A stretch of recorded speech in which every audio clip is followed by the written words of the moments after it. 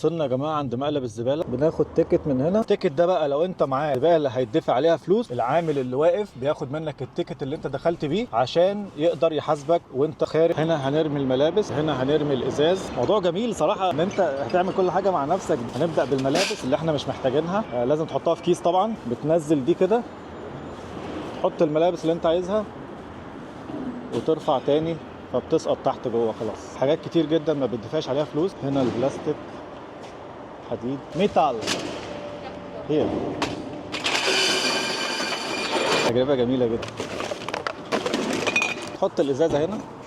قد ايه المكان كبير يا جماعه. هو بيقول لك ان انت مش هتدفع حاجه خالص، انما لو هترمي حاجه بفلوس، لو انا معايا مثلا كيس هرميه بيتوزن هنا، وبعد ما بيتوزن هنا بياخد مني الكارت ده وبيضيف لي عليه القيمه اللي المفروض ادفعها على حسب الوزن بتاع الزباله اللي انا رميتها.